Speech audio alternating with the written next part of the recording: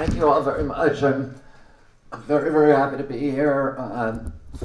Excuse how my voice sounds. I'm having problems with it. But I just want to say a word about the wonderful and thoughtful and inspiring speech that Vince gave. He was talking about the importance of education for the economic aspirations of our country and the economic future of our country and our financial leadership. But it's also absolutely critical for our democracy. And there was a time in American history during the Constitutional Convention when there was a dispute between Thomas Jefferson on one side and Hamilton, Madison, and Adams on the other. And the dispute was about who should get the franchise to vote. And the position of Hamilton, Madison, Adams was that only landed gentry should have the right to vote. You shouldn't be able to vote in this country unless you own land. Jefferson felt that everybody should have the right to vote. By everybody, he meant white men, but that was everybody at that time. And it wasn't that Hamilton, Madison, and Adams were anti-democratic or that they were snobbish, but they believed that the uneducated public, that only the landed gentry were people who had education, and that the uneducated public would be easily seduced by tyrants and demagogues and religious fanatics and give up their civil rights. And Jefferson believed in the same thing. Jefferson said that an uneducated public will trade 100 years of hard-fought civil rights for half an hour of welfare. And but he said the solution to that is not to deprive the public of their civil rights, or rather to forcibly educate them, whether they want to be educated or not. And that's why we were the first country in the world to have mandatory public education. You know, in Massachusetts, right after the Revolution, you could go to jail if you didn't put your kids in school. There was, we invented the truancy in this country, and nobody had heard of anything like that before.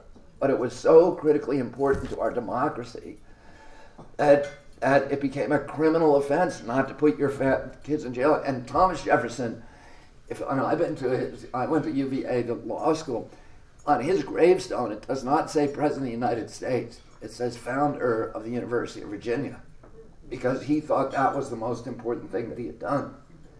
And he created educational institutions in every county in the state of Virginia, which at that time was half the population of the United States, because he believed that our democracy could not survive if we did not have an educated public. And I remember when I was a little boy, and my uncle was in the White House, and the Soviets had sent Sputnik up, and that was just set off alarm bells, and we and inspired my uncle to go out and do the space program, and and people were getting kind of there was this fear that Americans were getting soft at that time. So he challenged every American to do physical fitness and make a 50-mile hike.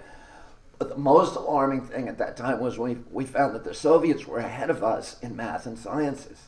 And we put a huge, huge investment into education at that time because we saw that as a national security issue. We had to be the best in math and sciences. And when I grew up, we were number one in the world. And now I believe we're 49. We're at the same level as Romania. So, and we have to start looking at this. We have 648 military bases around the world, and we're spending the Iraq War and the Afghan War are going to cost this country, according to OMB, $4.3 trillion. And the only way that can continue to happen, that we put all these investments into, what Dwight Eisenhower warned us was the military-industrial complex, is if the only way they can get away with that is because we don't have an educated public in this country. The education and civic involvement is the only thing that's going to keep us from becoming completely dominated by that military-industrial complex. We need to educate our kids if we're going to survive.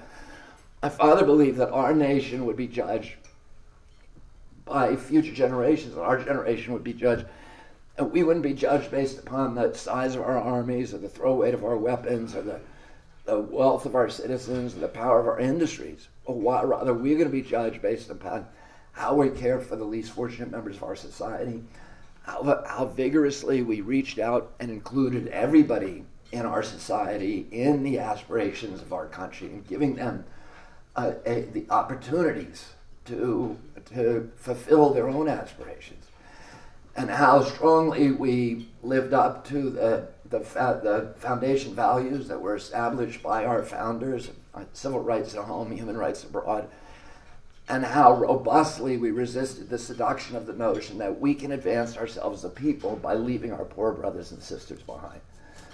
And those are core values those are what I would call STEM values for our country. But we can't achieve those values, we can't live up to them if we don't have an educated public, and particularly in the urban centers of our country, where the education system is deteriorating so critically at this point.